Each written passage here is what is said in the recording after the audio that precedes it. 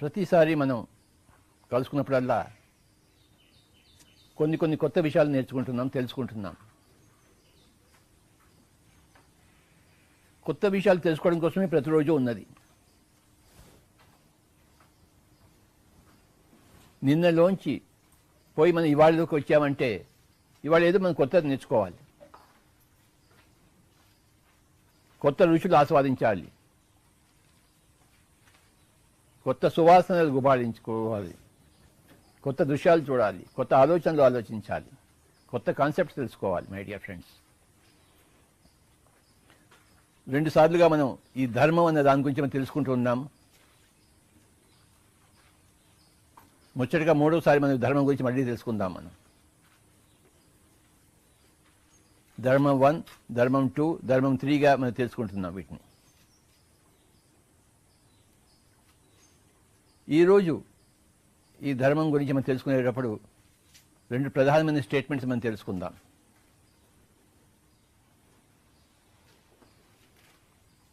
ఒకటేమో షడ్దర్శనాల్లో ఒకటైన వైశేషికంలోంచి తీసుకున్నది, ఇంకోటి అందరికీ తెలిసిందే. మొట్టమొదటిది ఏంటంటే ధర్మం యొక్క నిర్వచనం.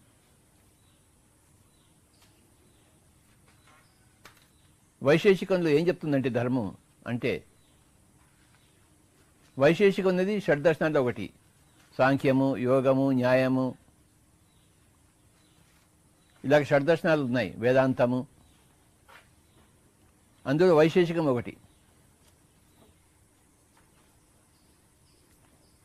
వేదాలు, ఉపనిషత్తులు, షడ్దర్శనాలు భారతదేశానికి మూలం. ఈ షడ్దర్శనాల్లో ఒకటైన వైశేషికంలోంచి ఈ ధర్మం గురించి ఒక స్టేట్మెంట్ తీసుకోబడింది. అదేం చెప్తుందంటే, యతోభ్యుదయ నిశ్రేయస సిద్ధి స ధర్మ. ఇంకోసారి చెప్తాను, యతోభ్యుదయ నిశ్రేయస సిద్ధి స ధర్మ. అంటే ఏంటంటే, యతో అంటే దేనివల్లనైతే, అభ్యుదయ అంటే ప్రోగ్రెస్, ప్రగతి, నిశ్రేయస్ అంటే మోక్షం, ఎన్లైటన్మెంట్. యతోభ్యుదయ నిశ్రేయస సిద్ధి, అవి 2 లభిస్తాయో దాన్ని ధర్మం అంటారు అని వైశేషికంలో చెప్పబడింది. ఇది చాలా గొప్ప డెఫినేషన్. అభ్యుదయము, మోక్షము 2 కలగాలి. దేనివల్ల అయితే అభ్యుదయము, మోక్షము 2 కలుగుతాయో దానికి ధర్మం అని పేరు. ఏదైతే అభ్యుదయాన్ని, మన మోక్షాన్ని కలిగిస్తుందో అదే ధర్మం. ఏదైతే అభ్యుదయాన్ని, మోక్షాన్ని కలిగించదో అది ధర్మం కాదు, కాజాలదు. అభ్యుదయం అంటే ప్రగతి. ఇక్కడ 2 చోట్ల 2 విధాలుగా ఉంటుంది ప్రగతి. ఇహ ఆముష్మిక. ఇహ అంటే ఈ లోకంలో, ఆముష్మిక అంటే మనం చనిపోయిన తర్వాత ఏ లోకాలకు వెళ్తాం అక్కడ కూడా మనకు ప్రగతి కావాలి. దేనివల్ల అయితే ఈ లోకంలోనూ ప్రగతి, మరి వచ్చే పై లోకాల్లోనూ ప్రగతి, చివరిగా మోక్షం వస్తుందో దానికి ధర్మం అంటారు అని చెప్పబడింది. యతోభ్యుదయ నిశ్రేయస సిద్ధి స ధర్మ. ఇది గొప్ప నిర్వచనం.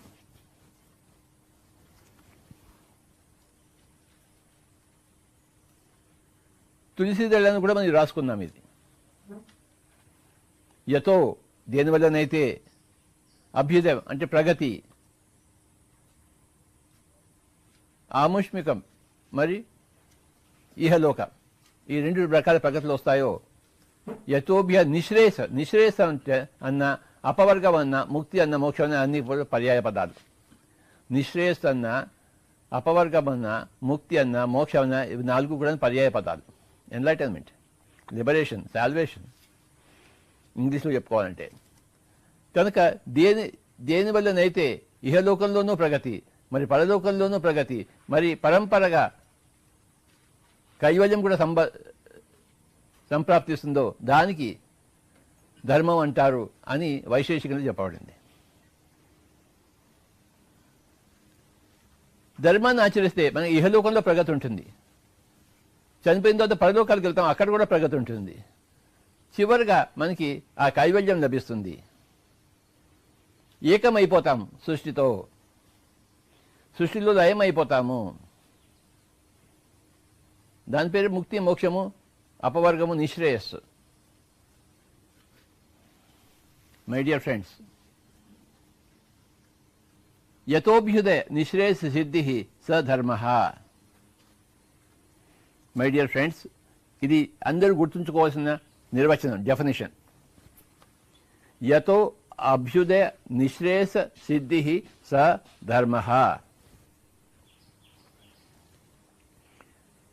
దేనివల్లనైతే అభ్యుదయము మరి మోక్షం రెండు సిద్ధిస్తాయో దాని పేరు ధర్మము. మనం ఈ లోకంలో ఉన్నాం, మనకి ఈ లోకంలో ప్రగతి కావాలి. ఇవాళకన్నా రేపు ఇంకా బాగుండాలి, రేపటికన్నా ఎల్లుండి ఇంకా బాగుండాలి. మనకు ప్రగతి కావాలి, పురోగమనం కావాలి. అధర్మం ఉంటే పురోగమనం ఉండదు, తిరోగమనం ఉంటుంది.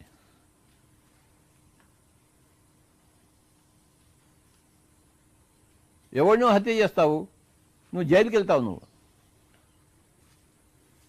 ప్రగతి ఉండదు, దుర్గతి ఉంటుంది.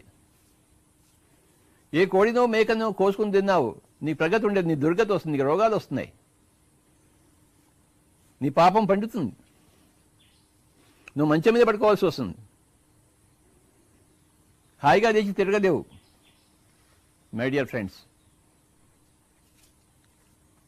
అధర్మం ద్వారా దుర్గతి వస్తుంది, ధర్మం ద్వారా సుగతి వస్తుంది, ప్రగతి వస్తుంది. అధర్మం ద్వారా తిరోగతి వస్తుంది, ధర్మం ద్వారా పురోగతి వస్తుంది, పురోగమనం.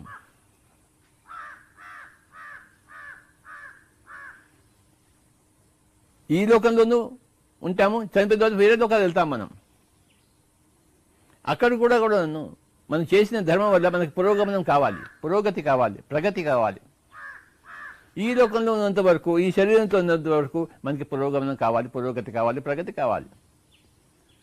చివరిగా ఏమవుతుందంటే మనకి ముక్తి కూడా కావాలి. అది మన అంతిమ లక్ష్యం, నిర్వాణం పొందడం, నిశ్రేయస్సు, మోక్షం. సో మై డియర్ ఫ్రెండ్స్, ధర్మం అన్నంత గొప్పది.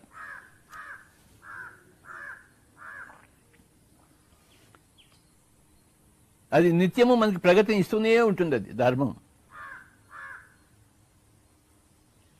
అధర్మం అనేది నిత్యము మనకి దుర్గతిని ఇస్తూనే ఉంటుంది, తిరోగతిని ఇస్తూనే ఉంటుంది.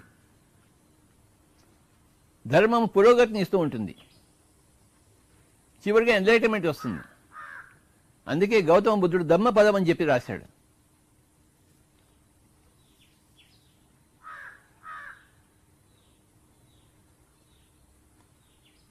ఆయన ప్రవచనానికి ధమ్మపదం అని పేరు వచ్చింది. ధర్మం శరణం గచ్చామి అన్నాడు.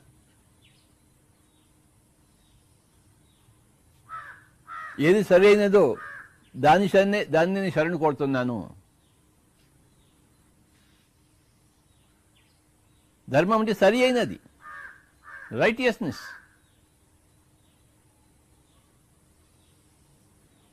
అధర్మం అంటే నాన్ రైటియస్నెస్, సరి కానిది. ఏమిటి సరి అయినది? మనకి పురోగతి ఇచ్చేది, ప్రగతి ఇచ్చేది సరి అయినది. ఏది సరి కానిది? మనకి తిరోగమనం ఇచ్చేది, దుర్గతి ఇచ్చేది,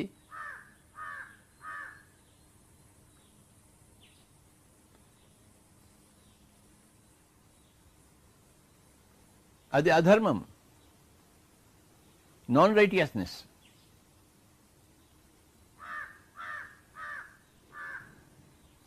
రైటియస్నెస్ అనేది చక్కటి వర్డ్ ధర్మానికి. ప్రతి దాంట్లోనూ రైటియస్నెస్.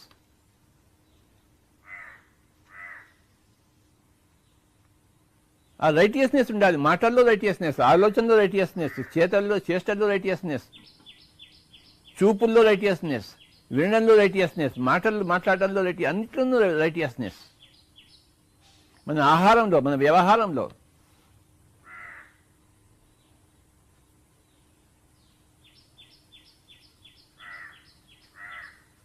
ఈ రైటియస్నెస్ గురించే చెప్పారు భగవద్గీతలో.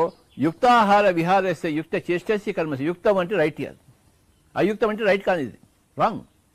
యుక్తము అంటే రైట్, అయుక్తం అంటే రైట్ కానిది.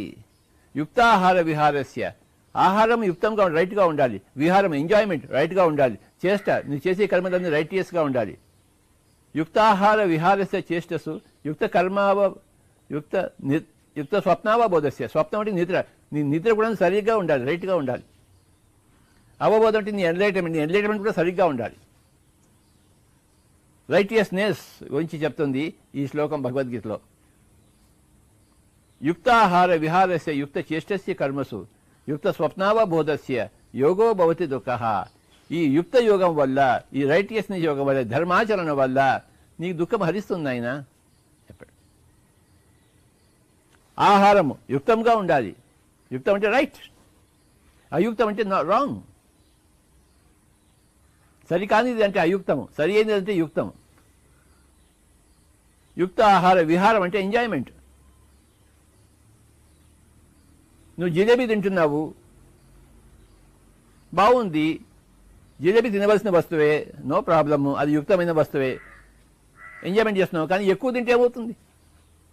20 జిలేబీలు తింటే 30 జిలేబీలు తింటే ఏమవుతుంది? ఆ ఎంజాయ్మెంట్ నీకు కాదు, అది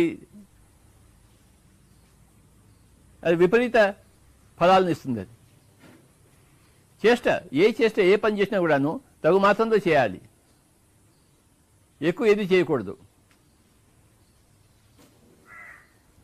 ఎవరికైనా ధ్యానం చెప్పాలన్నా కూడాను వాడికి ఇష్టం లేకపోతే మనం క్లుప్తంగా ముగించాలి, వాడి వెంట పడకూడదు మనం, అది అయుక్తం. వాడికి చిరాకేస్తుంది, వాడు ఇంకెప్పటి జన్మలో ధ్యానానికి రాడు. వాడు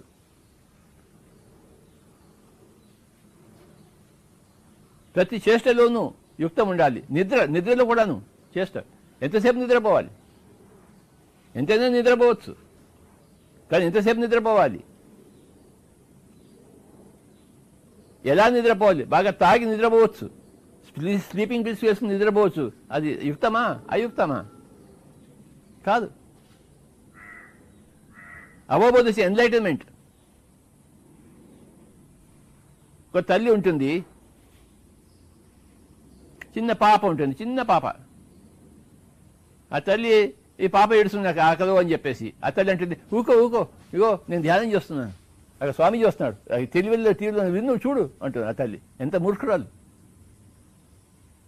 ఆ చిన్న పాపకి ఆ టీవీలో చూడాలంటాడు గడ్డంగాడు వస్తున్నాడని చెప్పేసి.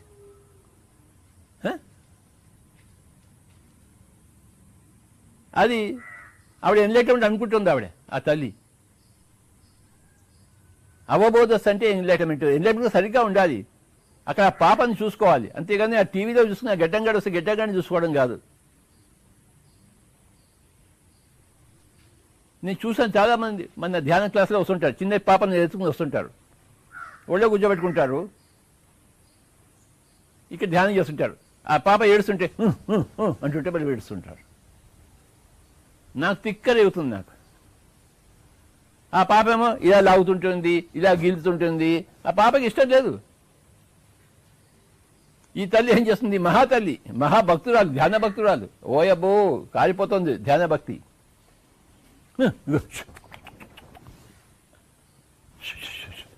గడ్డం స్వామి ధ్యానం అంటాడు. రామచంద్రరా, అదేమి ఎన్లైటన్మెంటో. ఆ పిల్ల నిద్రపోతున్నప్పుడు తాను ధ్యానం చేసుకోవాలి, కానీ పిల్ల లేచి ఉన్నప్పుడు ధ్యానం చేసుకుంటుంది ఏంటి?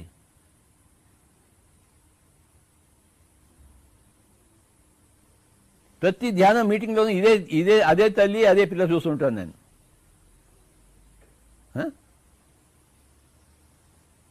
యుక్తాహార విహారస్య యుక్త చేష్టస్య కర్మసు యుక్త స్వప్నావబోధస్య యోగో భవతి దుఃఖః. యుక్త యోగము అంటే రైటియస్నెస్ రైట్ ఎఫర్ట్స్, యుక్త చేష్ట.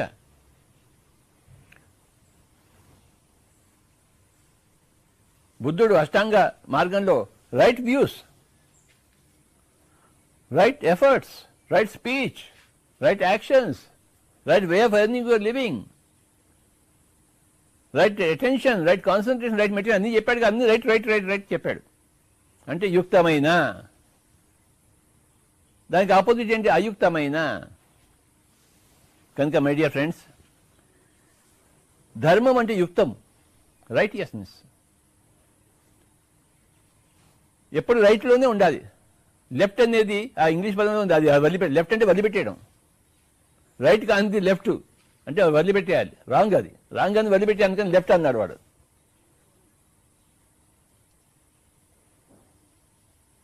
ఆ డ్రైవర్లు, ఆ బస్సు డ్రైవర్కి కండక్టర్లు అంతా తీసుకుని టికెట్ తీసుకున్నాక రైట్ రైట్ అంటుంటారు అనమాట. అంటే ఆ డ్రైవరు లగెత్తుకుంటాడు, రైట్ రైట్ అంటాడు అన్నమాట. కండక్టర్ టికెట్లు అన్నీ పుచ్చుకున్న తర్వాత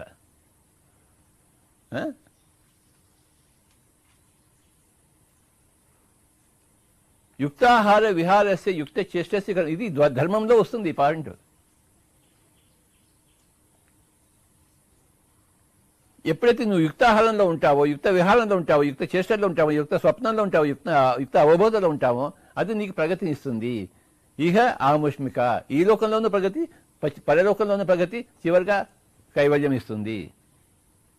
మనకి 3 ఉన్నాయి. ఈ లోకంలో ప్రగతి అంటే ఈ దేహం ఉన్నంతసేపు ప్రగతి, దేహం వదిలిపెట్టిన తర్వాత వేరే లోకాల్లో వేరే దేహాలతో ఉన్నప్పుడు ప్రగతి, చివరిగా కైవల్యము. ఈ మూడింటిని ఏదైతే ప్రసాదిస్తుందో దాన్ని ధర్మం అంటారని వైశేషికం చెప్తుంది షడ్దర్శనాల్లో ఒకటి. యథోభ్యుదయ నిశ్రేయస సిద్ధి స ధర్మ, అది ధర్మము, దానిని ధర్మం అంటారు.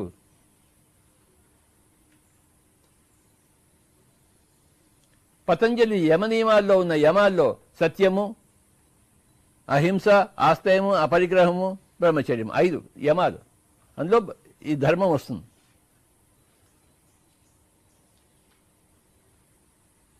సత్యము, ధర్మము, ఆస్తయము, అపరిగ్రహము, బ్రహ్మచర్యం.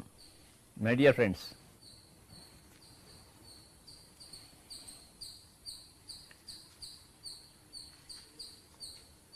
ధర్మం అంటే ఏంటయ్యా అని మనం రెండో స్టేట్మెంట్ కోసం, అహింస పరమో ధర్మ, అహింస చేయడమే పరమధర్మము నాయన. అహింసలో ఉండడమే, హింసలో ఉండడమే అధర్మము, అహింసలో ఉండడమే పరమధర్మము. నో హింస, నో వైలెన్స్, నో అత్యాచారము.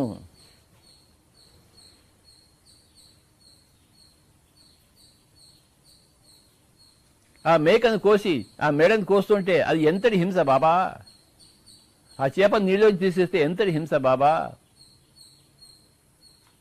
ఎంతటి హింస అది. హింస చోడో హంస పకడో అన్నది మన పిఎస్ఎస్ఎం యొక్క మోటో. హింసను వదిలిపెట్టేసేయి, ఇంకా వద్దు హింస, చేశాము హింస, ఇంకా వద్దు హింస, ఇంకా వద్దాము అహింసలోకి.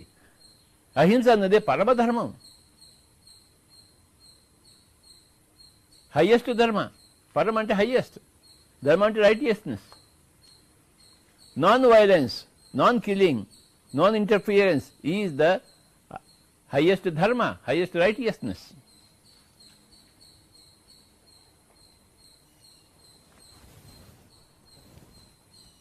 యేసు ప్రభు చెప్పాడు, seek ye the kingdom of God and his righteousness first, and then all else will be added unto you.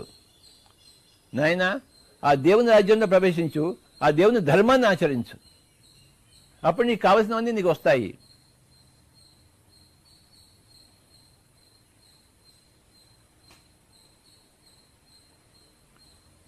శ్రీరాముడిని ఏమంటారు? ధర్మావతారం అంటాం. ఆయన ధర్మానికి అవతారం.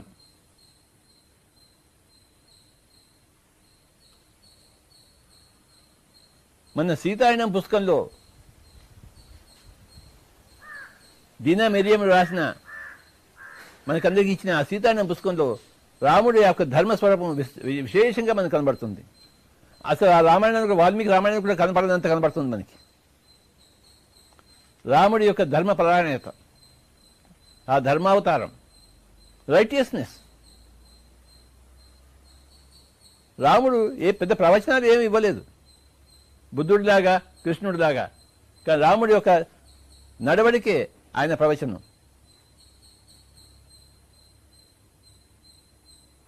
ఒక బాణము, ఒక మాట, ఒకటే మాట, అది అయి తీరుతుంది. ఒకటే బాణం, అందులో వాడు చచ్చిపోతాడు. 2 బాణాలు అక్కర్లేదు రాముడికి, 2 మాటలు అక్కర్లేదు, ప్రవచనాలు అక్కర్లేదు రాముడికి, ఒక మాట చాలు. ఎస్ ఆర్ నో, అంతే.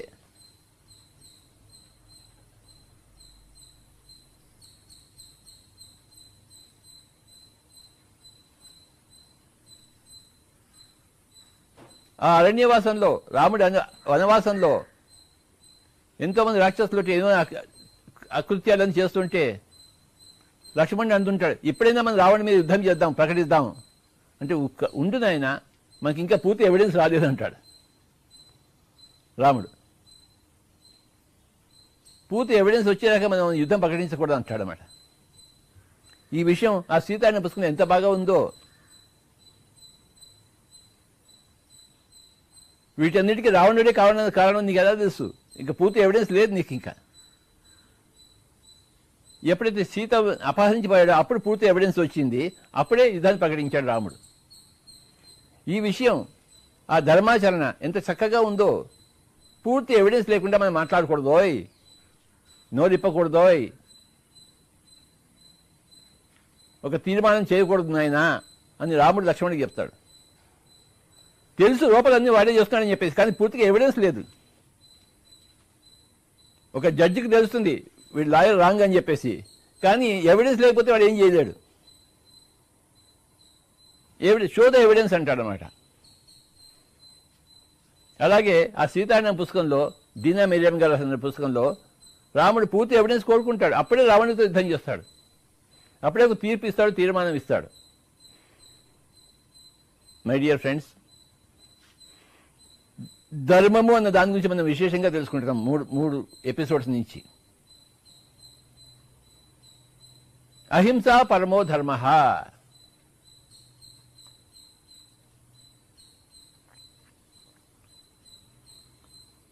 వాడు నిన్ను హింస చేశాడని నువ్వు కూడా మళ్ళీ వాడికి హింస చేస్తావేంటి?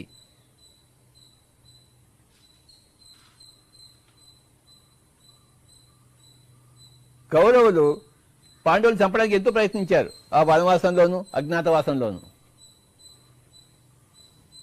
వాళ్ళు అక్క ఇంటిలో కాల్చడానికి ట్రై చేశారు, శతవిధాలు ప్రయత్నించారు. అయినా కూడాను సంధికి ప్రయత్నించాడు శ్రీకృష్ణుడు, రాయబారం చేశాడు. వెంటనే ప్రతిహింసకు పూనుకోలేదు. నీకు సూర్యోపరి జాగా కూడా ఇవ్వను, మిమ్మల్ని చెప్పేస్తున్నా, అప్పుడే యుద్ధం చేశాడు. అంతవరకు యుద్ధం చేయలేదు, ప్రతిహింస గురించి ఆలోచించలేదు. చివరి వరకు దాన్ని లాగాడు. ఇంకా విధి లేని పరిస్థితుల్లో యుద్ధం చేశాడు. విధి ఉన్న పరిస్థితిలో యుద్ధం కాదు, విధి లేని పరిస్థితిలో యుద్ధం. ఆపద్ధర్మం కాదు. ఇంకా ఎలాంటి వాడు వచ్చి నేను చంపేస్తున్నాను, ఇంకా వాడు నిన్ను రక్షించకపోతే ఇంకెందుకు? నిన్ను రక్షించడం కోసం వాడిని చంపుతున్నావు, అంతేగాని వాడిని చంపడం కోసం నువ్వు వాడిని చంపటం లేదు. నిన్ను రక్షించుకోవడం కోసం. దాన్ని ఏమంటే ఆపద్ధర్మం అంటారు. ఆపదలో ఉండే ధర్మం. ఆపదలో లేనప్పుడు ధర్మం వేరే, ఆపదలో ఉన్నప్పుడు ధర్మం వేరే. ఆపద రానప్పుడు ఇంకా వాడి మీద కంపాషన్ చూపిస్తాము, హింస చేసినా అహింసగానే ఉంటాం. కానీ ఆపదలో ఉన్నప్పుడు మటుకు, నీ చావు దగ్గరకు వచ్చినప్పుడు మటుకు ఆపద్ధర్మంగా నువ్వు వాడిని చంపుతావు. దాని పేరు ఆపద్ధర్మం అంటారు. మామూలు ధర్మం వేరే, ఆపద్ధర్మం వేరే.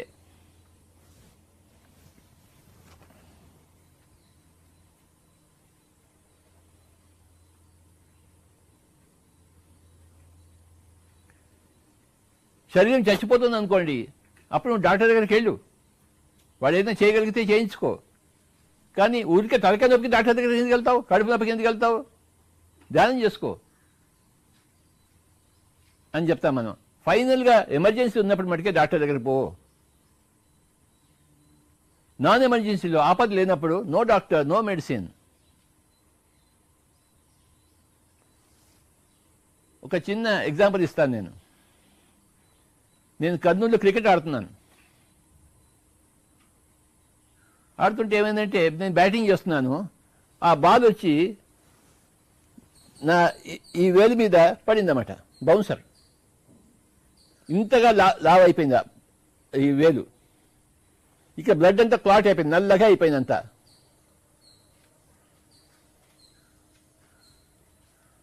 బాగా నొప్పి వస్తుంది. ఏం చేయాలి? ఆపద వచ్చేసింది నాకు. అక్కడ పక్కనే ఒక డాక్టర్ దగ్గరికి వెళ్ళాను. స్వామి, ఈ వేలంతా లావు అయిపోయింది, ఇక్కడ నల్లగా అయిపోయింది, నువ్వు ఏదైనా చేస్తావా, నువ్వు డాక్టర్లు కదా అన్నాను. వాడు చూసి ఈ బ్లడ్ అంతా క్లాట్ అయిపోయింది, దాన్ని ఒక ఇంజక్షన్ వేసి అంతా బ్లడ్ లాగాలి అని ఏవో చెప్పాడు వాడు. నాకు నచ్చలేదు వాడు చెప్పిందంతా. ఇక్కడేమో బాగా ఉబ్బిపోయి బాగా నొప్పేస్తోంది నాకు. నా సొంత సంగీత గురువు గారు ఉన్నారు, డాక్టర్ శ్రీపాద పినాక, వారి దగ్గరికి వెళ్ళాను. స్వామి నా వేలి ఇలా అయిపోయిందని చూపించాను. ఆయన ఆహా నవ్వాడు.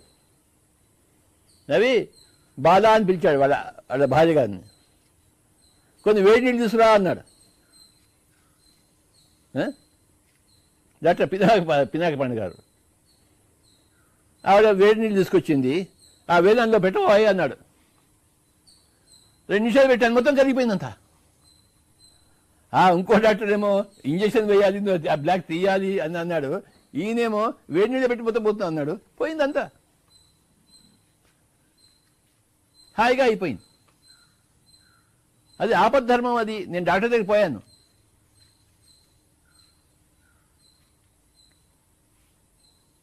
కడుపు నొప్పికి తలకాయ నొప్పికి నేను పోను. అసలుకి నాకు చిన్న ఆపద వచ్చింది కనుక నేను పోయాను. ఆపద్ధర్మం, సహాయం తీసుకోవడం ఆపద్ధర్మం. మై డియర్ ఫ్రెండ్స్, సామాన్య ధర్మం వేరే, ఆపద్ధర్మం వేరే.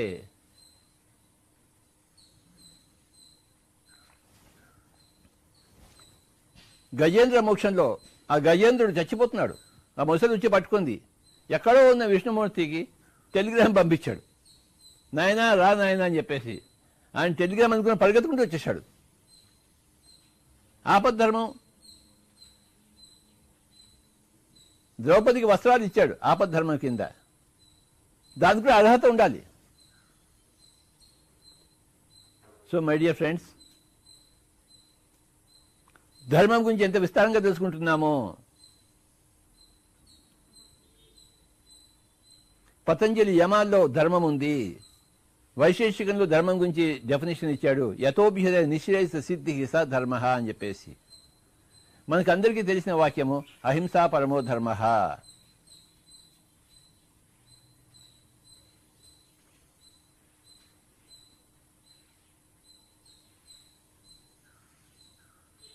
ధర్మం అంటే డ్యూటీ, కర్తవ్యం.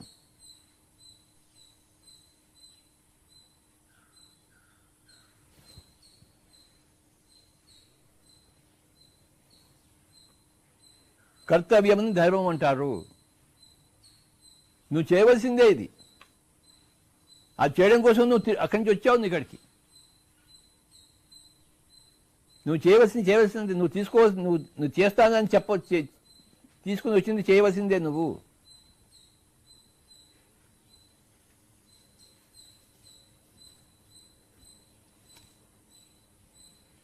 పిరమిడ్ మాస్టర్లు చచ్చినట్టు ఊళ్ళని తిరగాల్సిందే, అన్ని జూమ్ క్లాస్ చేయవలసిందే. పిరమిడ్ మాస్టర్లు వాళ్ళ వర్క్ తీసుకుని వచ్చారు, సంతకం పెట్టి వచ్చారు, కాంట్రాక్ట్ చేసి వచ్చారు. మేము వెళ్తాం, భూలోకానికి వెళ్తాము, అందరం ఒక సమూహంగా పనిచేస్తాము అని ఆ వేలు ఇలా అని ఇలా పెట్టారు అక్కడంతా. సరిగా పెట్టిన ఆయన, సరిగా పెట్టాను స్వామి, అక్కడ పోయి మళ్ళీ కంప్లీట్ చేసి భూలోకం పోయి నన్ను ఊరు పంపిస్తున్నారు, ఎండలో పంపిస్తున్నారు, వానలో పంపిస్తున్నారు. లేదు స్వామి, ఎండ లేదు వాన లేదు, మేము తిరుగుతాం స్వామి. ఇగో సంతకం సార్ వేద పెట్టాము పిరమిడ్ మాస్టర్లం.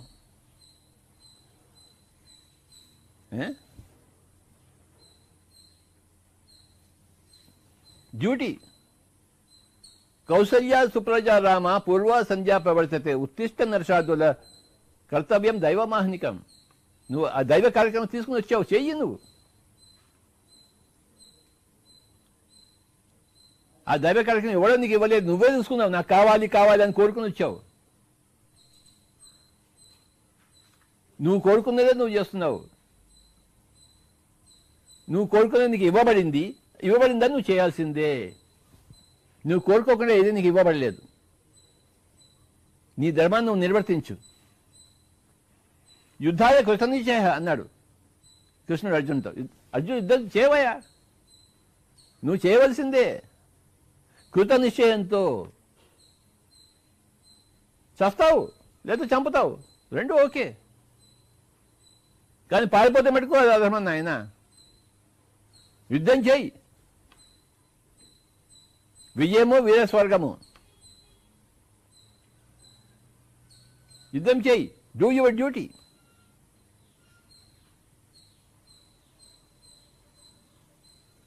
ఆ తల్లి చిన్న పాప ఉంటుంది, ధ్యానం చేయడం అది ధర్మం కాదు. ఆ పిల్లని చూసుకోవడం ధర్మం. పిల్ల పెరిగిన తర్వాత లేదా పిల్ల నిద్రపోయినప్పుడు నువ్వు ధ్యానం చేసుకో. ఎవడవుతున్నాడు? మై డియర్ ఫ్రెండ్స్, ఒక కుక్కో, పిల్లో, ఒక పామో, ఒక మేకో, ఒక ఆవో బతుకున్నప్పుడు దాన్ని చంపి తినకు. అది చచ్చిపోయిన తర్వాత దాన్ని తిను, నో ప్రాబ్లం. అక్కడ ఆవు చచ్చిపోయి ఉంది, పోయి తిను, నోటితో తిను, పీక్కుని తిను. నేను పిచ్చివాడు అంటాడు కానీ దుర్మార్గుడు అన్నారు.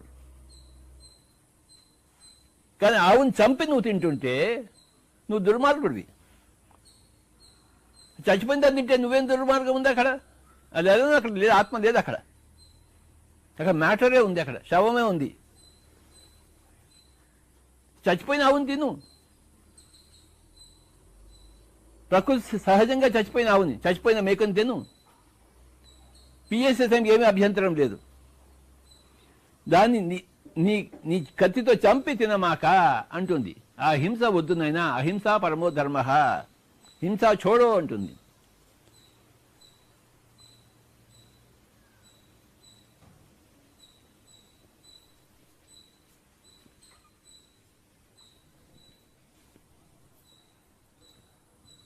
పిరమిడ్ మాస్టర్ ఎందుకు వచ్చారు, ఎందుకు పుట్టారంటే ఈ హింసాయుత భూమిని అహింసాయుత భూమిగా చేయడం కోసం వచ్చారు.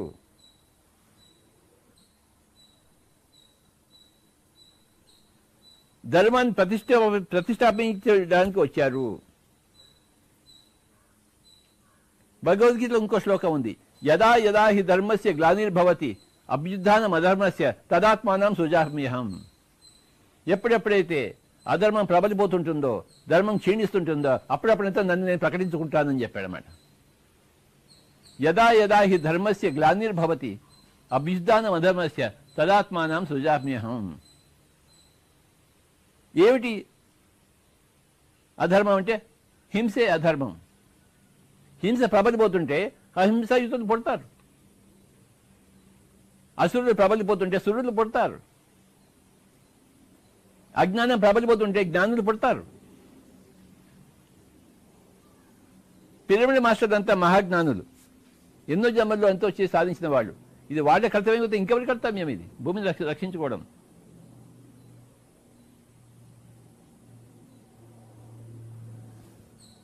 యదా యదా హి ధర్మస్య గ్లానిర్భవతి అభ్యుత్థానం అధర్మస్య తదాత్మానం సృజామ్యహం.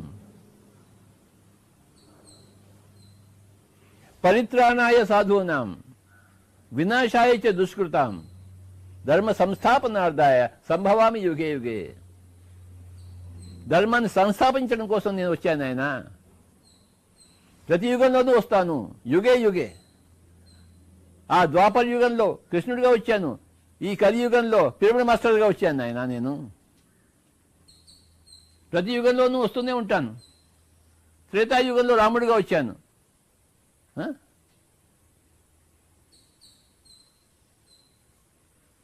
పరిత్రాణాయ సాధునం, సాధువులను రక్షించడం కోసము.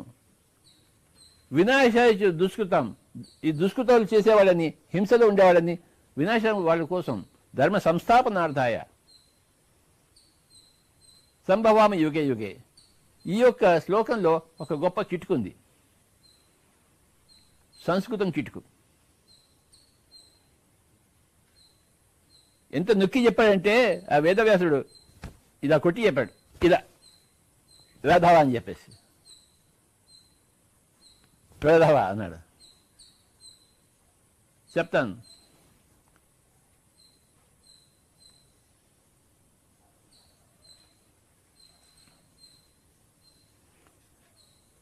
ఇంకోసారి శ్లోకం చెప్తాను. పరిత్రాణాయ సాధూనాం వినాశాయ చ దుష్కృతాం ధర్మ సంస్థాపనార్థాయ సంభవం యుగే యుగే అని శ్లోకం ఉంది.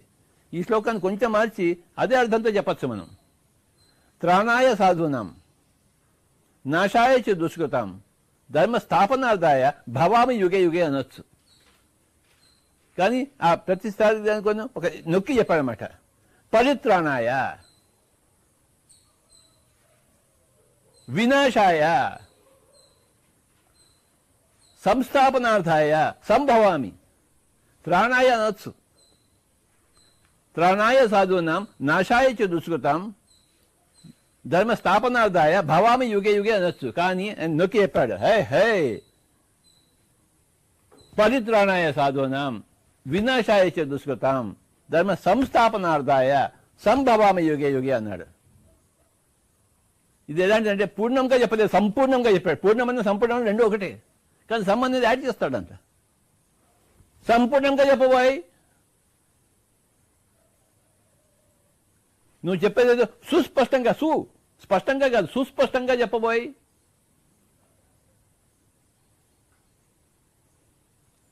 ఎంత బాగుంది చూడండి సంస్కృతంలో. పరిత్రాణాయ సాధూనాం వినాశాయ చ, నాశం కాదు వినాశం, స్థాపనం కాదు ధర్మ సంస్థాపనార్థాయ భవామి కాదు సంభవామి. అంటే ఏది చేసినా గట్టిగా చేయబోయ్. నన్ను అందరూ అంటాడు, ఏం స్వామి అంత కొట్టినట్టు చెప్తాను అంటే నేను కొట్టే చెప్తాను. ఓయ్ కొట్టినట్టు కాదు, కొట్టే చెప్తాను. నేను కొట్టినట్టు చెప్పాను, నువ్వు కొట్టి చెప్తాను ఆయన.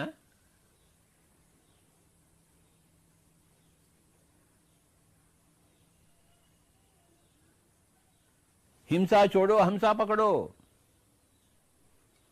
చేయకూడదు ఒకటి, చేయవలసింది ఒకటి. హంస అంటే శ్వాస. శ్వాసను పట్టుకుంటే మనం పరమహంస అవుతాం.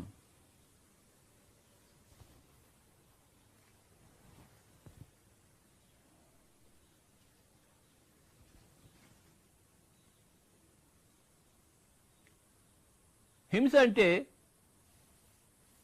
ఇంకో ఒక విపరీత వ్యాఖ్యానం కూడా ఉంది. ఎవరైనా తిట్టారనుకోండి, అది మానసిక హింస కదా సార్ అంటారనమాట.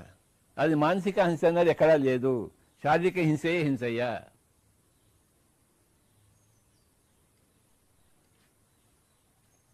అత్తగారు కోడల్ని మానసిక హింస పెడితే, అథవా కోడలు అత్తగారి మీద మానసిక హింస పెట్టినా అది హింస కానే కాదు.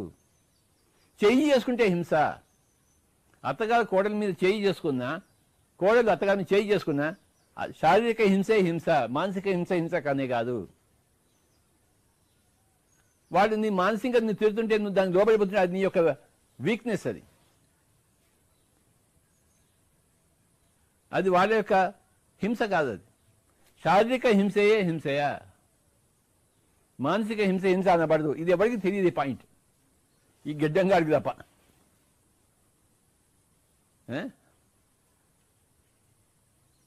ఏం సార్ మీరు అందరిని తిడుతుంటారు, కొడుతుంటారు కదా. అవును నేను కొట్టానయ్యా, టీచర్ కొడతాడా స్టూడెంట్ని, అది హింస అనబడుతుందా? అనబడదు. Spare the rod spoil the child అన్నారు.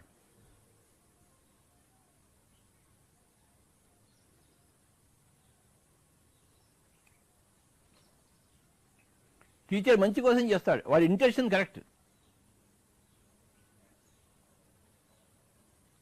నువ్వు ఏ దృక్పథంతో ఆ పని చేస్తున్నావు అది ఇంపార్టెంట్. వాడు నేర్చుకోవాలని ఆ టీచర్ చెప్తుంటాడు.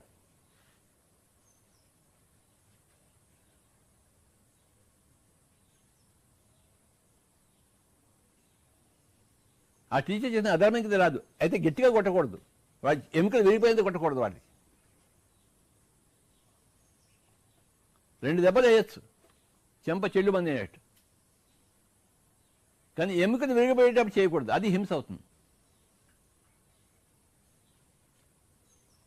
కొంతమంది టీచర్లకి చూశాను, కొన్ని టీవీలో చూస్తున్నాను, వాడు దెబ్బలు ఇస్తే పాపం కుర్రాడు చచ్చిపోయాడు, అలా కొట్టేశాడు వాడు. అది పరమదారుణం. అది అతి సర్వత్ర వర్జయేత్. ఎంత లిమిట్ చేయాలి అంత చేయాలి. ఏ ఇంటెన్షన్తో చేయాలి ఆ ఇంటెన్షన్తో చేయాలి. మంచి కోసం చేయాలి.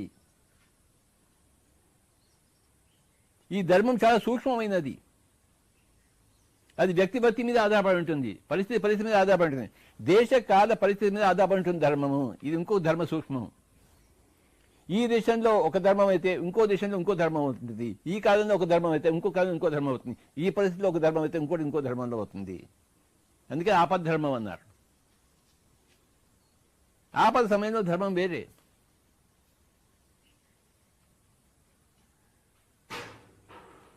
సత్యం అనేది దేశ కాల పరిస్థితులకు అతీతమైనది, కానీ ధర్మం అనేది దేశ కాల పరిస్థితులకు లోబడి ఉన్నది. ధర్మం అతి సూక్ష్మమైనది, సత్యం తేట తెల్లమైనది. కానీ ధర్మం అతి సూక్ష్మము. ఎప్పుడు ఏం చేయాలి ఏం చేయకూడదు చాలా సూక్ష్మమైనది. ధర్మం అతి సూక్ష్మమైనది, సత్యం అతి తేట తెల్లమైనది. సత్యం చాలా తేలిక, ధర్మం అనేది కష్టము.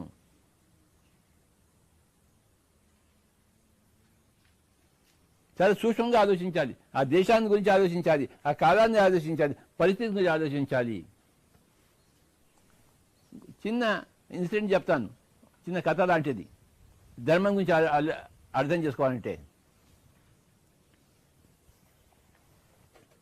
ధర్మరాజు నేను దుర్యోధను ఇద్దరిని పిలిచారు, ఎవరు యువరాజు అవ్వాలి కావాలని చెప్పేసి. ధర్మరాజేమో పాండురాజు కొడుకు, పెద్దవాడు, వయసులో పెద్దవాడు దుర్యోధను కన్నా. కానీ దుర్యోధనుడు ధృతరాష్ట్రుడు కొడుకు, ఆయన పెద్ద అన్న కొడుకు. పాండురాజేమో చిన్న ఆయన కొడుకు, దుర్యోధన పెద్ద ఆయన కొడుకు. కానీ ఇద్దరిలో వయసులో మనకు ధర్మరాజు పెద్ద. కానీ ఇద్దరు వచ్చింది ఎవరు చేయాలని చెప్పేసి అయితే ఒక ఎగ్జామినేషన్ పెట్టారు. ఒక నలుగురిని పిలుచుకొచ్చారు. నలుగురికి వాళ్ళు నలుగురు హత్యలు చేశారు. ఆ నలుగురు హత్యలు చేసిన వాళ్ళకి దండన విధించాలి. సో ఏ దండన విధిస్తావు అని చెప్పేసి వీళ్ళిద్దరికి పరీక్ష పెట్టారు. దుర్యోధనుడు ఎలా చేస్తాడు, ధర్మరాజు ఎలా చేస్తాడు. ఫస్ట్ దుర్యోధను పిలిచారు, నాయన వీళ్ళ నలుగురికి నువ్వు శిక్ష ఎలా విధిస్తావు నువ్వు చూడు, నీ న్యాయం ఎలా చెప్తావు అని చెప్పేసి. సరే దుర్యోధనుడు కూర్చున్నాడు జడ్జిగా. నలుగురిలో ఒకరినాడు ఒకటి పిలిచారు. ఫస్ట్ వాడిని పిలిచి ఏబిసిడి ఏని పిలిచారు, నాయన నువ్వు హత్య చేశావా? చేశాను స్వామి అన్నాడు. అరే వీడిని కూడా ఉరి తీయండి రా అన్నాడు అన్నమాట దుర్యోధనుడు. రెండో వాడిని పిలిచాడు, నువ్వు హత్య చేశావా నాయన అన్నాడు. చేశాను స్వామి అన్నాడు. వీడిని కూడా ఉరి తీయండి రా అన్నాడు. మూడో వాడిని పిలిచారు, నువ్వు హత్య చేశావంటే నేను చేశాను స్వామి అన్నాడు. ఉరి తీయండి రా అన్నాడు అనమాట. నాలుగో వాడు వచ్చాడు, వాడిని అడిగారు, నువ్వు హత్య చేశావంటే చేశానంటే ఉరి తీయండి అన్నాడు. అప్పుడు అందరూ చప్పట్లు కొట్టారు, ఓహో దుర్యోధనుడు ఎంత చక్కగా చెప్పాడని చెప్పేసి. తర్వాత ధర్మరాజు వంతు వచ్చింది. ధర్మరాజు కూర్చున్నాడు. మళ్ళీ సేమ్ కేసు. నెంబర్ ఏని పిలిచాడు, నాయన నువ్వు హత్య చేశావని అడిగాడు ధర్మరాజు. చేశాను స్వామి అన్నాడు. సరే కానీ అసలు నువ్వేం చేస్తుంటావు అన్నాడు.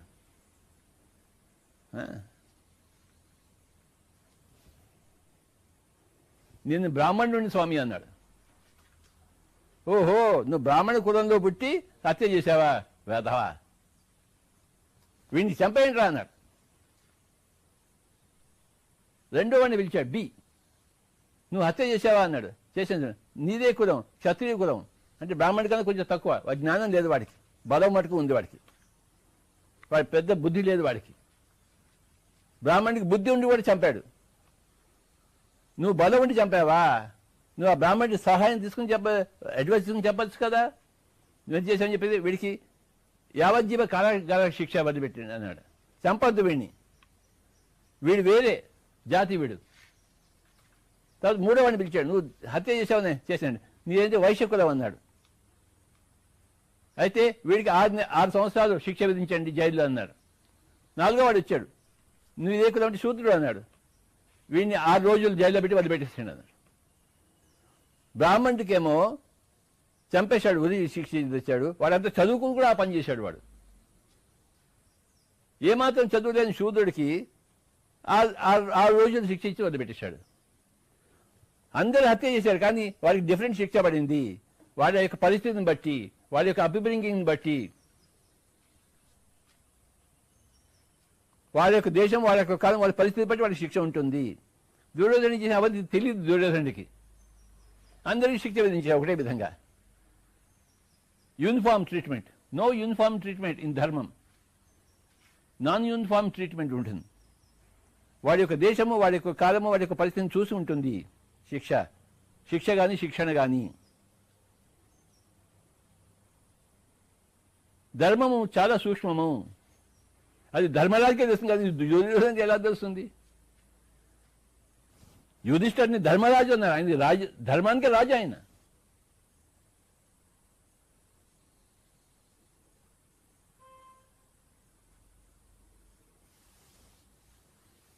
ఇంకోసారి ఏమవుతుందంటే, ధర్మం గురించి చెప్పాలంటే,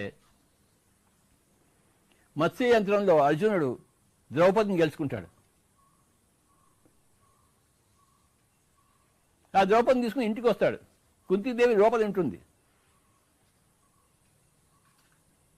అమ్మా నీకోసం ఏదో తీసుకొచ్చాను అంటాడు అనమాట. ఆవిడ లోపంచే అందరూ కలిసి పంచుకుంటారా అంటుంది. అది మామూలుగా ఎప్పుడు అనేది ఆవిడే. కానీ చూస్తే ద్రౌపది, ఈ పాండవులు ఎలా పంచుకుంటారు? పెద్ద ధర్మ సందేహం వచ్చింది. కుంతి మాట వినాలా వద్దా? ఆ ద్రౌపదం కేవలం అర్జునుడినే కోరుకుని వచ్చింది, మిగతా ఎవరిని కోరుకుని రాలేదు.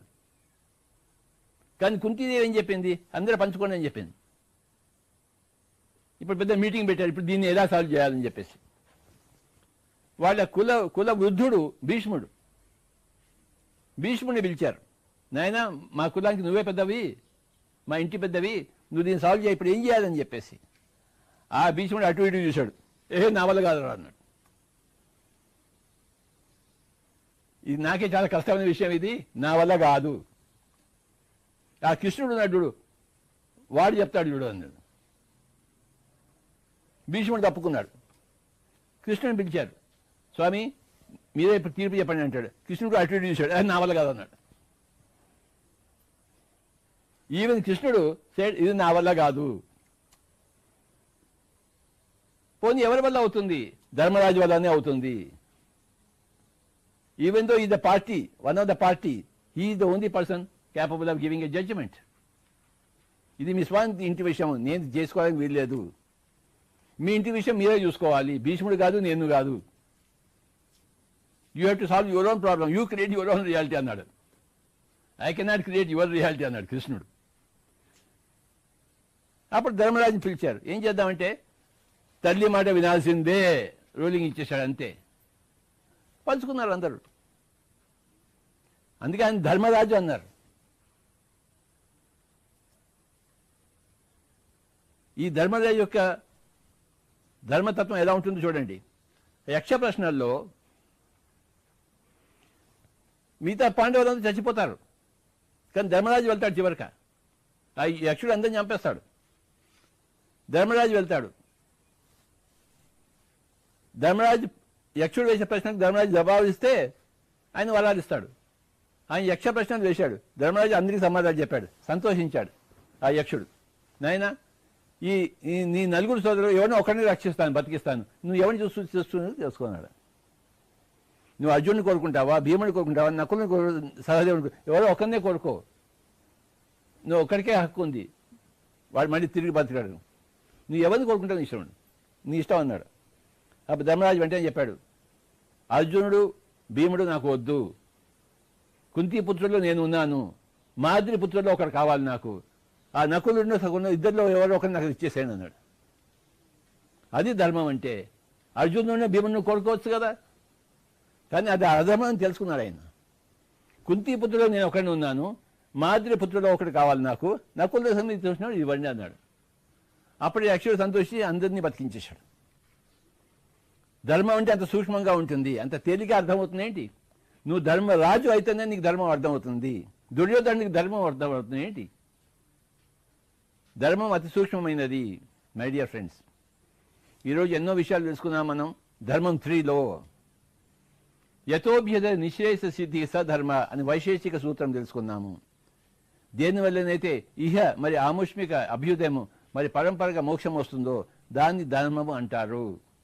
Number 1 point. నెంబర్ 2 పాయింట్, అహింసా పరమో ధర్మ.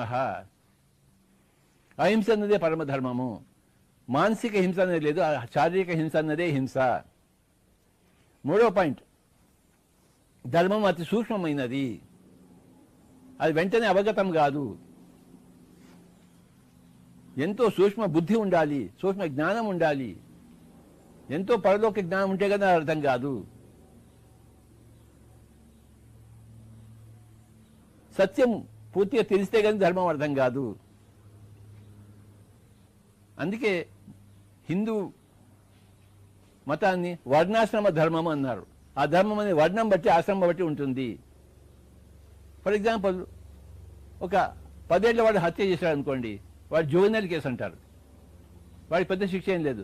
20 ఏళ్ళ హత్య చేస్తే వాడు అడల్ట్, వీడి వయసు తక్కువ కనుక వీడికి శిక్ష తక్కువ. Juvenile case.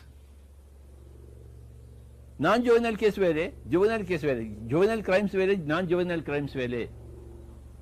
ఆశ్రమం అంటే శరీరం ఒక ధర్మం బట్టి ఉంటుంది. వర్ణం అంటే నువ్వు ఎన్ని సంవత్సరాలు, ఎన్ని జన్మలు ఎత్తావు, నువ్వు శూద్రుడిగా ఉన్నావా, వైశ్యుడిగా ఉన్నావా, క్షత్రుడు, బ్రాహ్మణుడిగా ఉన్న దాన్ని బట్టి ఉంటుంది వర్ణం. వర్ణం అంటే అది.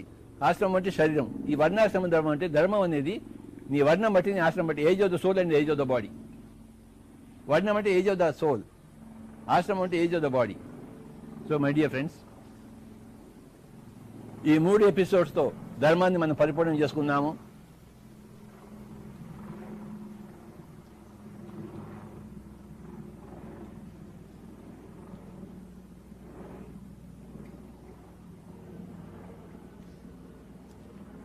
యథోభ్యుదయ నిశ్రేయస సిద్ధి స ధర్మ, ఫస్ట్ పాయింట్. సెకండ్ పాయింట్, అహింసా పరమో ధర్మ. థర్డ్ పాయింట్, శారీరక హింసే హింసే కానీ మానసిక హింస కాజాలదు. ఫోర్త్ పాయింట్, ధర్మము దేశకాల పరిస్థితులకు సంబంధించిన విషయము. దేశకాల పరిస్థితులకు అతీతమైనది సత్యము. మనం సత్యము తెలుసుకోవాలి, ధర్మము తెలుసుకోవాలి. సత్యం తెలుసుకోవడానికి తలకిందులు అవుతుంది, ఇక ధర్మం తెలుసుకోవడానికి ఇంకెంత తలకిందులు కావాలి, ఎన్ని జన్మలు కావాలి. కానీ ఈ జన్మలన్నీ ఉన్నవి ఆ సత్యము ధర్మం తెలుసుకోవడం కోసమే. ఎవరైతే సభ్యుడిగా సత్యాన్ని ధర్మాన్ని తెలుసుకుంటారో వాడికి మళ్ళీ పుట్టక్కర్లేదు. కృష్ణుడు సంపూర్ణమైన సత్యాన్ని, సంపూర్ణమైన ధర్మాన్ని తెలుసుకుని ఉన్నవాడు. మీరు నా స్థితికి వస్తే మీరు మళ్ళీ పుట్టనవలసిన అవసరం లేదన్నాడు ఆయన. ఆ బ్రహ్మభువనాల్లో ఒక పునరావర్తన వచ్చిన మా ముంపైచెత్తు కంటే పునర్జన్మ న విద్యతే. నేనున్న స్థితికి నువ్వు వస్తే మళ్ళీ పునర్జన్మ అక్కర్లేదు. నాకు సత్యము తెలుసు, ధర్మము తెలుసు అన్నాడు కృష్ణుడు. సంపూర్ణమైన సత్యం తెలుసు, సంపూర్ణమైన ధర్మం తెలుసు నాకు. ఎప్పుడెప్పుడైతే ధర్మం క్షీణిస్తున్నా అప్పుడప్పుడు నేను వచ్చేస్తూ ఉంటాను. యదా యదా హి ధర్మస్య గ్లానిర్భవతి అభ్యుత్థానం అధర్మస్య తదాత్మానం సృజామ్యహం. పరిత్రాణాయ సాధూనాం వినాశాయ చ దుష్కృతాం ధర్మ సంస్థాపనార్థాయ సంభవామి యుగే యుగే. నేను వస్తూనే ఉంటాను నాయన. తిరుమల మాస్టర్ కూడా మళ్ళీ మళ్ళీ వస్తూనే ఉంటారు బాబు. మళ్ళీ మళ్ళీ ధ్యానం చెప్పడం కోసం, మళ్ళీ మళ్ళీ సత్యప్రకాశం కోసం అవసరం ఉన్నప్పుడల్లా వస్తూనే ఉంటారు.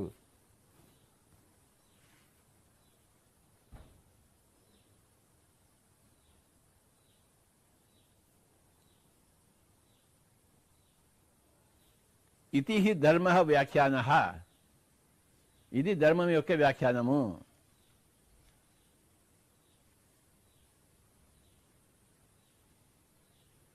సమాప్తం, అయిపోయింది ధర్మం గురించి.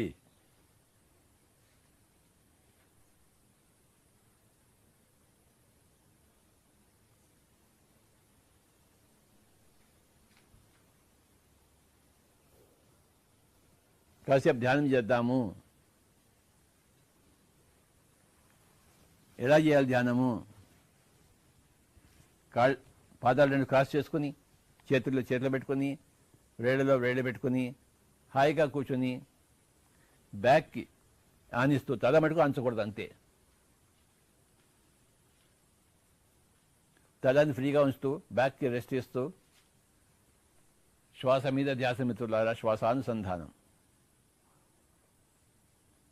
సత్యాన్ని తెలుసుకోవాలన్నా, ధర్మాన్ని తెలుసుకోవాలన్నా మనం ఎంతో ధ్యానం చేయాలి, ఎంతో తపస్సు చేయాలి. ఎంతో తపస్సు చేస్తేనే సత్యము తెలుస్తుంది, పరంపరగా ధర్మము తెలుస్తుంది. ఆ ధ్యానం చేయకుండా ఆ సత్యము తెలియబడదు, ఆ ధర్మము తెలియబడదు.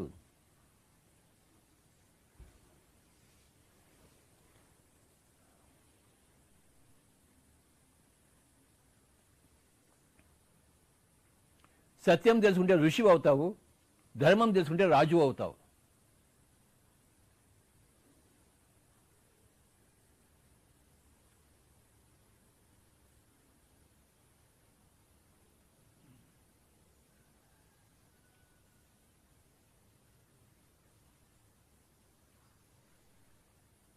ఎవరూ కళ్ళు తెరవకూడదు. శ్వాస మీద ధ్యాస, శ్వాసానుసంధానం. ధ్యానం ద్వారా సత్యం తెలుసుకుంటాము, సత్యం ద్వారానే ధర్మం తెలుసుకుంటాము.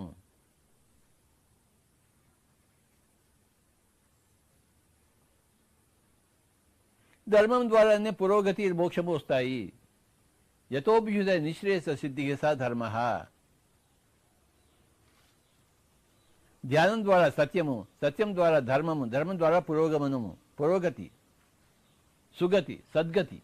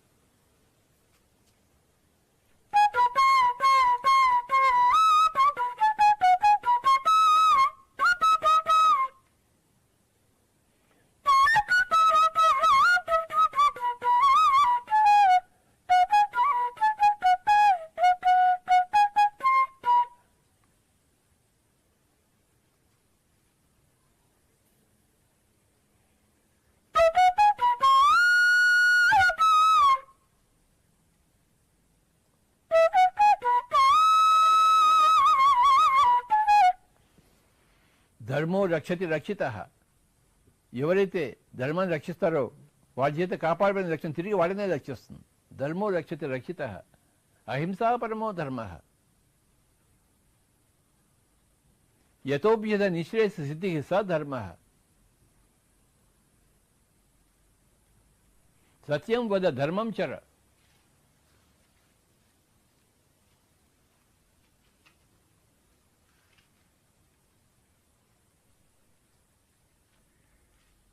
ధర్మక్షేత్రే కురుక్షేత్రే. పాండవులు ధర్మక్షేత్రము, కౌరవులు కురుక్షేత్రం. ధర్మక్షేత్రే కురుక్షేత్రే సమవేత యూయుస్తవ మామ కహ పాండవా చైవ కిమకృతవ సంజయ.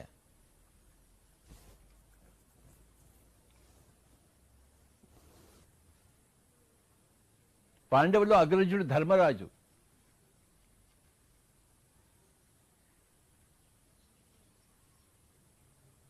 యమధర్మరాజు. చావు అనేది ధర్మం. అందరికీ తగిన చావు ప్రసాదిస్తుంటుంది. తగిన చావుని ఏ చావు ప్రసాదించదు, తగిన చావుని ప్రసాదిస్తుంది. యమధర్మరాజు. యమ అంటే చావు, ధర్మం అంటే ధర్మం. ధర్మం అతి సూక్ష్మమైనది. శారీరక హింసే హింస అనబడుతుంది కానీ మానసిక హింస హింస అనబడదు.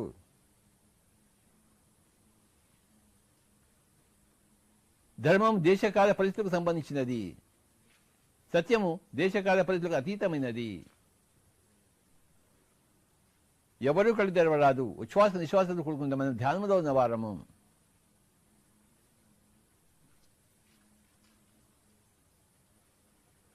ఎప్పుడు ధ్యానంలో ఉండడం ధ్యానుల యొక్క ధర్మము.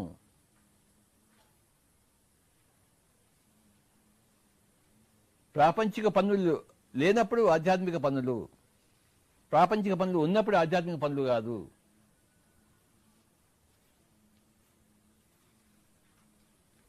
తల్లి పిల్ల యొక్క అవసరాలు చూసిన తర్వాతే ధ్యానం చేసుకోవాలి. తల్లి పిల్ల యొక్క అవసరాలు చూసుకోకుండా ధ్యానం చేసుకోకూడదు. అది సరికాని ధ్యానము.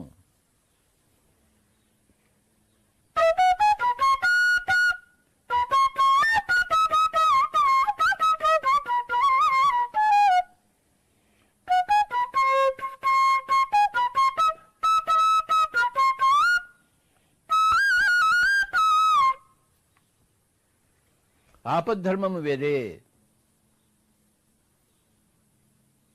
ఆపద కాని సమయాల్లో ధర్మం వేరే.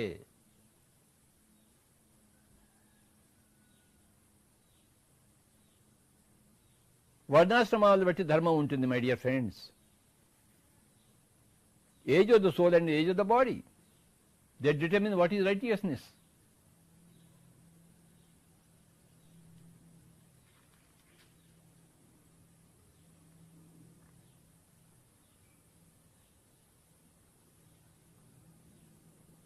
దేహము పట్ల ధర్మము, కుటుంబం పట్ల ధర్మము, సకల ప్రాణికోటి పట్ల ధర్మము. త్రయీ ధర్మం అనుప్రపన్న గతాగతం కామకామ లభంతే. త్రయీ ధర్మం, దేహం పట్ల ధర్మము, కుటుంబం పట్ల ధర్మము, సకల ప్రాణికోటి పట్ల ధర్మము, సకల సృష్టి పట్ల ధర్మము. త్రయీ ధర్మం అనుప్రపన్న గతాగతం కామకామ లభంతే. ఆ ధర్మం అనే పదం ఎంత గొప్పదో చూడండి. బుద్ధుడి ధమ్మపదం.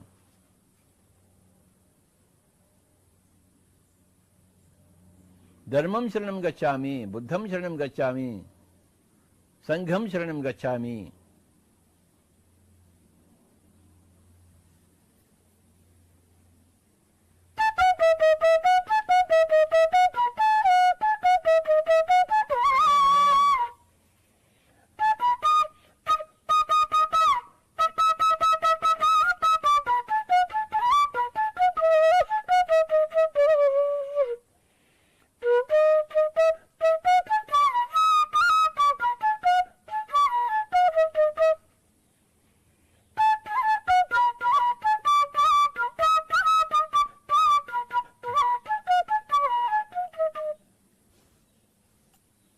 ఆఖరి ఒక్క నిమిషం శ్వాస మీద ధ్యాస, శ్వాసానుసంధానం.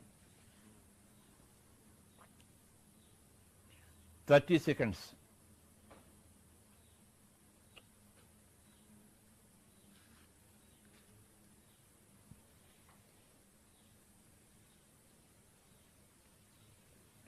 Twenty seconds.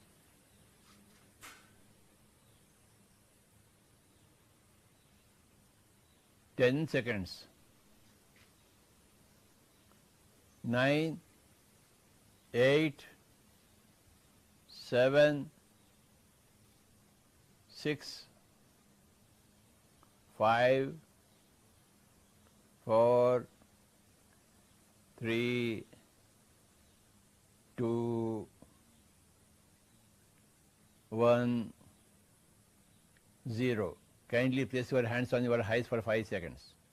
5, 4, 3, 2, 1, 0. Remove your hands and you may open your eyes. అందరికీ నమస్కారము. పిరమిడ్ మాస్టర్ అందరికీ ప్రణామాలు.